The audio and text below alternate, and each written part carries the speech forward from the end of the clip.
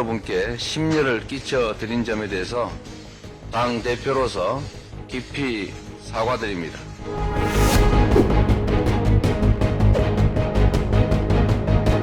편파 수사다, 기획 수사다 이런 이야기가 쑥 들어갔죠. 말이 바뀌었으니까 그 정도면 되게 심각한 거죠. 그 녹취 파일이 엄청나게 많은 거예요. 네. 그러면 도대체 그 검찰이 어디까지 갖고 있는지를 모르는 상황에서 싸움을 하기가 굉장히 어렵죠.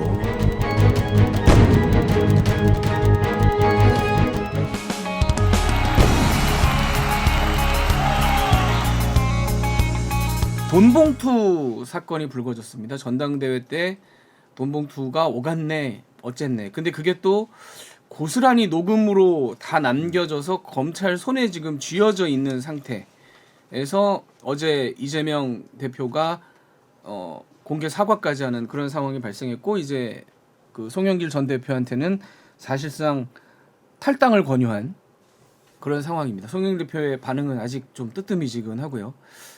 어떻게 이걸 읽어야 됩니까? 일단 크게 보면 여러 가지 각도가 있을 거예요. 그리고 앞으로 이건 이제 흔히 뭐 정치는 생물이다, 수사는 생물이다라고 하는데 생물처럼 퍼져 나갈 거다. 그 말씀은 먼저 드리고, 지금 민주당의 상황을 보면은 보통 뭐 이런 게 있지 않습니까? 뭐 편파 수사다, 기획 수사다. 그게 이제 아주 센 이야기를 할 때는 조작 수사다 이러는데 그런 이야기가 쑥 들어갔죠. 네. 그러면서 이제 검찰이 철저하게 수사를 해달라라고 말이 바뀌었으니까 그 정도면 되게 심각한 거죠. 근데 전 장기적으로 보면 그런 생각도 들어요. 제가 늘 말씀드리는 게 재건축보다 철거가 어렵다는 건데, 민주당이 새로운 리더십이 생기고 한다면은 철거를 할 수 있는 또 좋은 기회다. 계기다. 예. 제가 이번에 주목한 것은 대장동 사건에도 이재명 대표의 측근 중에 측근이라고 했던 같이 거의 움직였던 그 유동규란 분이 네. 변심을 하고, 그 변심을 한 이유는 잘 모르지만 그 내부 고발하듯이 수사 협조를 하고 있지 않습니까? 그래서 이제 그게 이재명 대표를 곤혹스럽게 만드는데, 이정근 그 사무부총장도 송영길 체제에서 이분도 거의 그 안에 나오지만 거의 정책 동지로 돼 있고 그렇게 표현도 돼 있죠. 네. 이제 그렇게 가다가 이게 지금 사실 내부 고발처럼 이제 내부의 수사 협조처럼 지금 돼 있습니다. 그러니까 이번에 검찰이 구형을 3년을 때렸는데 판사가 4년 네, 6개월을 올렸어요. 선고를 했어요. 네. 그러니까 누가 봐도 그 받은 혐의에 비해서 검찰 구형이 굉장히 낮았잖아요. 3년이면 이건 뭐 집행유예를 풀어줄 수 있는 그런 형량을 구형을 했는데, 우리나라에 없는 제도긴 하지만 검찰과 이제 플리바게닝을 한 것처럼 이제 그렇게 보였단 말이에요. 그렇게 보셨어요. 그러니까 네. 플리바게닝을 한 것처럼 보이는데 그 얘기는 뭐겠어요? 수사에 뭔가 이렇게 그 협조하거나 다른 자료를 계속 내놓고 있는 그런 상황 아니겠습니까? 이게 이제 그 통제할 수 없는 그 변수가 발생한 거죠. 이미 굉장히 중요한. 그러니까 이재명의 유동규 같이 지금 송영길이나 이런 분한테 그 이정근이라고 하는 분이 그렇게 됐기 때문에 이 이슈가 지금 어디로 튈지 현재는 지금 잘 모르겠어요.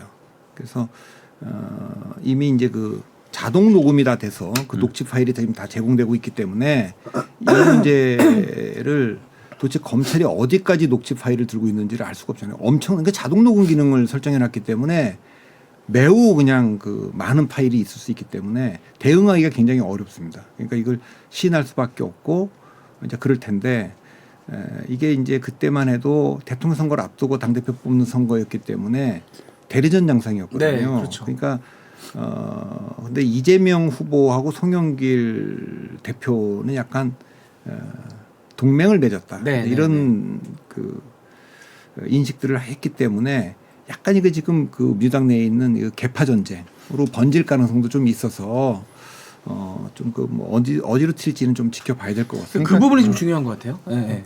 그러니까 이정근이라는 분도 저도 뭐 이름은 과거부터 이름만 들어본 정도지 정치 시작한 지도 2016년부터 시작했고 맞습니다. 원래 뭐 그것도 뿌리가 깊은 분은 아닌데, 처음 한 건 이제 노영민 전 비서실장한테 뭐 청탁을 해가지고 했다라는 게 처음 나왔고, 그럼 두 번째 나온 건 송영길 전 대표.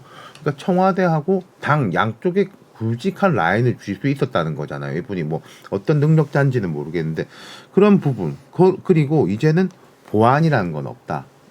그 미국의 이번에 존 테세이라 건도 공군 일병이지 않습니까? 네네네. 그 공군- 도감청 그렇죠. 공군 사건. 일병이 네. 그냥 뭐 줄줄이 밖으로 다 들고 나왔고 이분도 뭐 이정근 씨가 의도적으로 했는지 그냥 별 생각 없이 했는지 모르겠는데 녹음 다 돼 있었고 근데 이 돈을 주고 받는 사람들끼리에는 신뢰관계가 형성돼 있었던 것 같은데 이런 거를 이제 녹음해가지고 할 그러니까요. 줄이야 삼자가.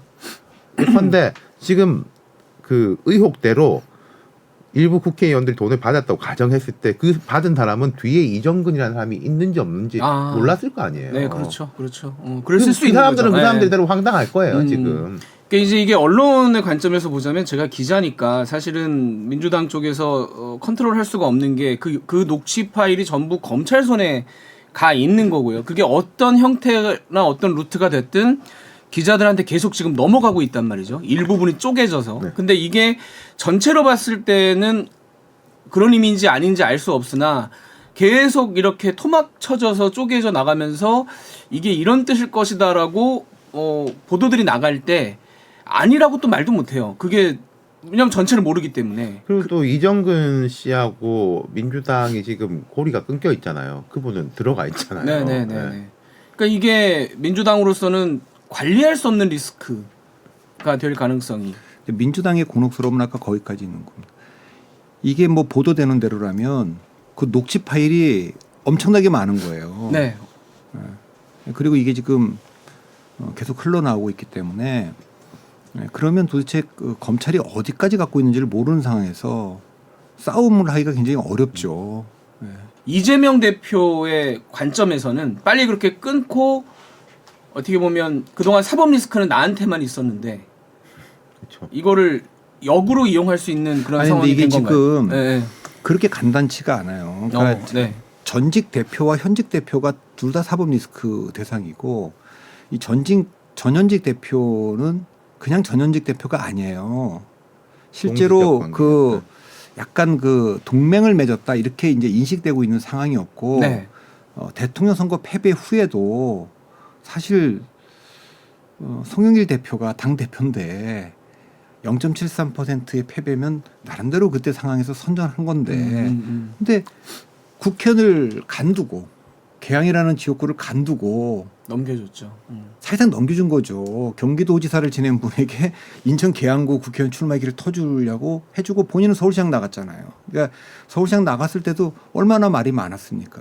그러니까 민주당 내에서도 이게 송영길 대표에 대해서 우호 세력이 이렇게 많을 거냐는 거에 대해서 저는 좀 그렇지 않을 거라고 보여요. 왜냐하면 무리한 결정을 했고 네. 무리하게 출마를 했어요. 그 결과 서울에 구청장이 25개 구청장이 있지 않습니까? 서울 제가 기억하기로는 25개 구청장 민주당 후보들이 얻은 표보다 서울시장 후보인 송영길 후보가 얻은 표가 다 낮아요. 그 옆 동네인 경기도는 31개 시군구 거기에 그러니까 그 시장과 군수에 출마했던 분들이 민주당 후보들이 얻은 표보다 도지사 후보인 김동연 후보가 얻은 표가 다 높은데 여긴 다 낮아요. 그러면 당내에서도 어떤 생각이 있었냐면 그때 이런 생각이 있었을 거예요. 그래 우리가 이번 지방선거를 대통령 선거 패배 후에 여파로 이길 수는 없었다고 치자. 그래도 우리가 최소한 합리적 결정을 하고 정상적 결정을 했다면 몇 개의 구청장은 더 건질 수 있었다.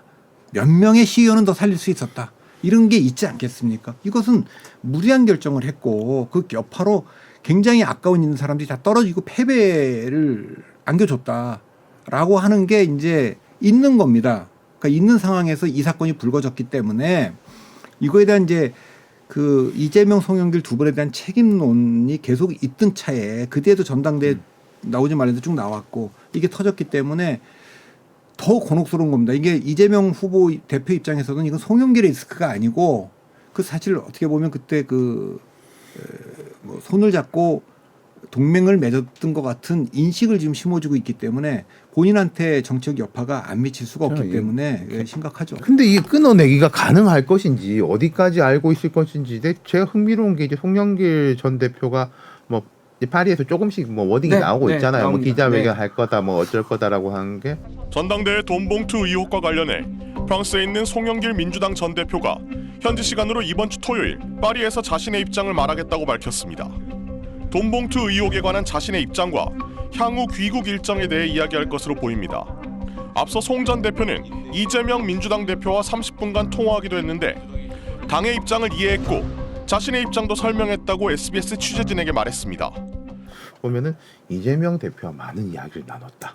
이런 이야기 나오는 것도 저는 좀 흥미롭게 30분간 통화를 어, 했고 아니, 그러니까요. 저는 저도 그 주목을 굉장히 주목했어요. 그러니까 보통의 경우라면 그 얘기를 안 하거든요. 네, 네, 네. 근데 그거를 의도적으로 했어요. 예. 그러니까 저는 이 대목에서 그 이재명 대표가 이 이슈를 그러니까 잘라낼 수 있느냐, 그 간단치 않아 보이는 느낌이 좀 있고, 이걸 송영길 대표 선에서 책임을 지고 뭐 이렇게 하기에는 송영길 대표가 뭐 일부 보도에는 기자를 뭐 귀국을 할 거다. 그런데 귀국하겠습니까? 전 잘 모르겠어요. 예, 그러니까 이재명 대표의 어려움은 두 가지죠. 이렇게 동맹으로 묶여 있었던 부분에 대한 어려움이 있고, 두 번째로는 아니 자기 거는 뭐 조작이고라고 하면서 그럼 남의 거는 검찰이 철저하게 수사해 주십시오. 이게 되게 이율배반적이지 않냐, 내로남불 아니냐라는 걸 이제 또 그 공격을 당할 수가 있는 거겠죠. 그 두 가지 어려움이. 아니 그러니까 저는 아까 이제 그 전화 두 분이 전화했다는 게 왜 보도가 됐는지, 누가 먼저 전화를 했는지, 무슨 대화를 나눴는지 알 수 없지만, 안 그래도 이재명 대표와 모든 걸 의논하고 했던 그 뭐 유동규라든가 남욱이라든가 이런 분들, 특히 유동규 이런 분들이 돌아서서 계속 얘기를 하고 있지 않습니까? 네, 네, 네. 근데 김문기 씨를 알았다는 것도 유동규의 증언으로 계속 나오고 막 이렇게 나오는데, 지금까지 했던 사람 이재명의 리스크와는 다르게 송영길 대표는 정치인이지 않습니까? 그러니까 본인이 그냥 이재명 대표가 이걸 잘라내려고 했을 때 그냥 아무렇지 않게 잘려나갈 그 버려지는 카드로 쓰기에는 너무 거물이에요. 그러니까 여기 리스크가 또 하나 생긴 겁니다. 왜냐하면 그 뒤에 쭉 과정에 알 수 없지만 무슨 일이 있었는지 어떻게 진행된지 아무도 모르지 않습니까? 그러니까 그런 리스크를 또 하나 안게 된 거니까 굉장히 큰 부담일 겁니다. 그러니까 지난주에 두 분이 특히 말씀하실 때 국민의힘과 뭐 대통령실과 이쪽에서 뭔가 실수를 할 때 그 야당이 그걸 그 틈을 치고 들어가야 되는데, 네. 현재로서는 이렇게 되면 그럴 수 있는 여력은 거의 그렇죠. 없다고 봐야 될 것 제가 같아요. 오늘 여기 오면서 요 앞쪽에 보면 항상 그 좋은 목이 있지 않습니까? 네네. 여야 정치인들이 플랜카드 붙이는 예, 좋은 예, 목. 바로 국민의힘에서 무슨 돈봉투당 어쩌고 해서 막 붙여놨더라고요, 아침에. 그렇게 되면 뭐 갈 수가 없는. 근데 여기서 이제 슬슬 나오는 게 6월 달에 이낙연 전 대표가 돌아올 거다. 자꾸 그 얘기가 또 모락모락 나오더라고요. 이게 겹쳐집니까? 그림이 이렇게 되면? 어떻게 글쎄 바로 활동을 할까요? 아니면 어떻게 조언을 하시겠어요? 만약에 오는 상황에서는. 이낙연 대표가 이런 상황에서 오는 거, 그것보다 더 주목하는 거는 지난번에 요 방송에서 요 자리에 그 박지원 전 원장이 나와서 저도 지금 뭐 그 얘기 얘기를 하려고 했습니다. 했냐면, 네. 그 전에 박지원 원장이 그 양산에 갔다 온 뒤에 뭘 전달하는 과정에서 뭐 이렇게 좀 시끄러웠지 않습니까? 네, 네. 근데 그날 나오셔서 얘기하는 것 중에 그냥 훅 지나가는 말로 문재인 대통령이 뭔가 움직일 것 같다는 얘기를 툭 던지셨어요. 그래서 저는 딱 느낌에 듣는 순간, 아 이게 무슨 뭐 파장도 있을 거고 뭐 있을 것 같아 갖고 제가 더 여쭤보지는 않았습니다. 4.3 제주 공식 행사에는 참석을 안 하지만은 가겠다. 그리고 5.18도 가시겠다. 그건 내가 얘기 안 했어요. 문재인 대통령이 현실 정치의 얘기를 할 것 아니냐 하고 국민의힘에서는 또 참새들이 짹짹짹 하겠지만은 그 말씀은 안 하시더라고요. 어떻게 됐든 움직인다. 이것만은 사실이다. 그걸 진짜 혼자만의 그 뭐 뇌피셜인지 아니면 진짜 무슨 대화를 나눈 건지는 알 수가 없어요. 그래서 그거는 뭐 이 정계 상황에 따라서 민주당이 수습할 수 없을 정도로 대혼란에 빠지면 그때 누가 리더십을 좀 발휘해 줘야 될 텐데, 양당이 지금 모두 다 지금 리더십 위기를 지금 겪고 있지 않습니까? 그러니까 그때 그 지금 그 한 축인 이낙연 대표가 돌아와서 당장 뭘 할 그 공간이 전 많다고 보이지는 않는데, 이 위기를 수습할 때 과연 뭐 문재인 전 대통령이 움직일 거냐 안 움직일 거냐 저는 그 점은 더 주목하고 있죠. 이게 되게 혼란스러운 상황이잖아요. 네. 그래서 뭐 예측하기가 어려운데 저는 이런 느낌 들어요. 혼란이 좀 생산적 혼란이 될 것이냐, 생산적이지 못한 혼란이 될 거냐라고 볼 때 과거에 어느 당이든지 막 시끄럽고 안 좋고 할 때 뭐 천신정이 나온다, 한나라당 소장파가 나온다 이런 식으로 나온 거는 저는 좀 생산적인 혼란이라고 봐요. 네네. 새로운 흐름을 만들어내는 이게 상황이 안 좋으니까 문 대통령이 뭐 어떻게 한다. 이낙연 전 대표가 어떻게 하는데 전 별로 생산적이지 않은 혼란이라고 보거든요. 근데 이제 민주당도 문제인 게 이 소장파라고 묶이는 분들이 뭐 개딸 이렇게 연결된 젊은 초선 의원들이 있는 것이고 또 원외에도 그렇게 돼 있는 분들이 있고 이럴 때 튀어나올 예비군들이 별로 없어 보인다. 한 번 이제 5명인가가 이제 초선이 이제 그때 이제 뭐 매를 맞겠습니다. 네네. 선언했다가 매를 너무 많이 정말 많이 맞아가지고 맞았죠. 정말 네. 많이 맞아가지고 이게 뭐 팍 퇴장해버리고 그 중에 한 명은 오영환 의원은 불출마 선언까지도 했잖아요. 소방관 출신으로 처음 국회에 입성했던 만큼 맡겨주신 역할에 충실한 뒤 본연의 소명으로 돌아가는 모습이 정치에 대한 무너진 신뢰 회복에 작은 보탬이라도 될 수 있길 감히 소망합니다. 민주당에서 근데 그럼에도 불구하고 그런 흐름이 나올 수 있을 것이냐를 좀 주목해 보는 편이에요. 만약에 6월에 돌아오고 7월, 8월이 돼서 민주당의 이런 어떤 혼란한 상황이 정리가 되지 않았을 때 반대쪽에 있는 사람들이 보고 누구를 내세워야 될 것인가라고 했을 때 방금 말씀하신 대로 소장파나 이런 예비군이 없는 상황에서 뭐 이낙연 전 대표가 아직은 때가 아니라고 본인은 생각할지 몰라도 뭐 옆에서 같이 좀 들썩거린다든가 이런 상황에 대해서는 어떻게 생각하십니까? 이낙연 대표에 대한 당내 반응은 적어도 친명계에서는 대장동 사건의 시작점이다 이렇게 보고 있는 거 아닙니까? 당 분열의 시작점이다. 뭐 이낙연 대표는 그 동의하지 않고 억울해할 수도 있지만 그렇게 보는 시각도 있는 거죠. 그 당내 경선 과정에서 불거져 나온 거니까. 그리고 이제 그거는 국민의힘에서 항상 하는 말이죠. 이거 대장동 이슈 우리가 한 것도 아니야. 그렇게 니들 얘기하죠. 니들 당내 경선에서 나온 얘기야. 이렇게 지금 얘기를 하고 있는 거 아닙니까? 그렇기 때문에 그렇게 상처를 이미 받은 분이 서로 이제 전쟁 이후 칼로 찌르고 찌른 분이 이걸 수습할 수 있겠냐. 그런데 수습할 만한 좀 마땅한 분이 지금 없어요.